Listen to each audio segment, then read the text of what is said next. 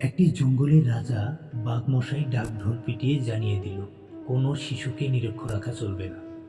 সবার জন্য যথাযথ শিক্ষা সুনিশ্চিত করতে হবে। সব ছেলে মেয়েদের স্কুলে পাঠাতে হবে। পড়াশোনা শেষ হলে সবাইকে সার্টিফিকেট দেওয়া হবে। শুরু হলো সর্বশিক্ষা অভিযান। হাতির বাচ্চা স্কুলে এলো। বাদর, মাছ, কচ্ছপ, বিড়াল, উট, জিরাফ সবার বাচ্চা স্কুলে পৌঁছে গেল। শুরু হলো ধুমধাম করে পড়াশোনা। ফার্স্ট ইউনিট টেস্ট হলো। হাতির বাচ্চা ফেল। কোন সাবজেক্টে ফেল? হাতি এসে প্রশ্ন করল।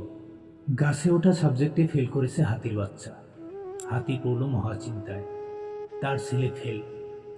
এটা কোনোভাবেই মেনে নেওয়া যায় না। শুরু হলো খোঁজাখুঁজি। ভালো টিউটর পেতেই হবে। সন্তানের শিক্ষার ব্যাপারে কোনো রকম কম্প্রোমাইজ করা যাবে না। হাতির এখন একটাই টেনশন, যেভাবেই হোক ছেলেকে গাছে চড়া শেখাতে হবে। গাছে ওঠা সাবজেক্টে টপার করে তুলতে হবে। ফার্স্ট সেশন অতিক্রান্ত। ফাইনাল রেজাল্ট আউট হলো। দেখা গেল হাতি, উট, জিরাফ, মাছ সবার বাচ্চা ফেল। বাদরের বাচ্চা টপার হয়ে গেছে। প্রকাশ্য মঞ্চে বিভিন্ন গেস্টদের আমন্ত্রিত করে বিরাট অনুষ্ঠান আয়োজন করা হলো। সেখানে টপার হিসাবে বাদরের বাচ্চার গলায় মেডেল পরিয়ে দেওয়া হলো। চূড়ান্ত অপমানিত হয়ে হাতি, উট, জিরাফ নিজ নিজ সন্তানকে দারুণ পিটুনি দিল। এত টিউশন, এত খরচ, এরপরেও চূড়ান্ত অপমান। তারা মেনে নিতে পারল না। ফাঁকিবাজ, এত চেষ্টা করেও তোর দ্বারা গাছে চড়া সম্ভব হলো না। নিকর্মা কথাকার, শিখে নে। বাদরের বাচ্চার কাছে শিক্ষা নে কিভাবে গাছে চড়তে হয়। ফেল। কিন্তু মাছের ছেলেও হয়ে গেছে।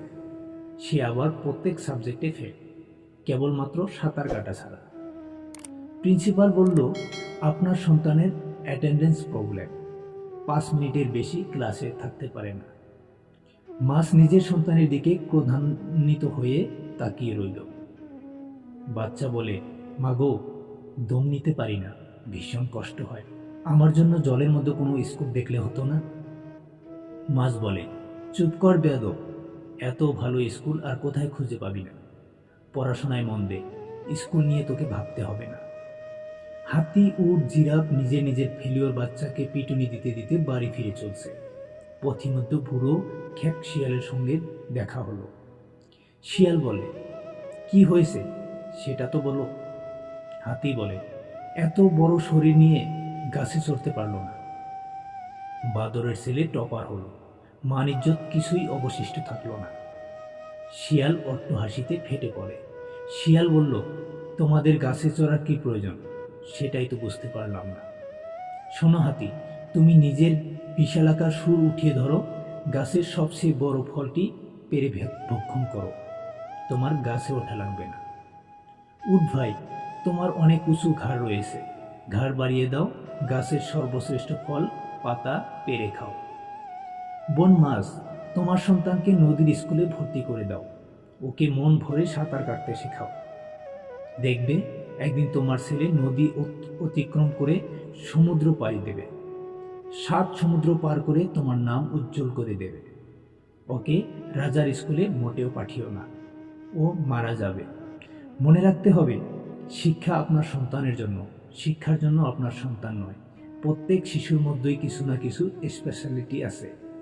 আমাদের দায়িত্ব হলো সেটা খুঁজে বের করা, তাকে সঠিক পথ দেখিয়ে দেওয়া। তাহলেই দেখবেন সে নিজেই নিজের গন্তব্য খুঁজে নেবে। বন্ধুরা, ভিডিওটি ভালো লাগলে পেজটি ফলো করে ভিডিওটিতে একটি শেয়ার দিয়ে রাখবেন।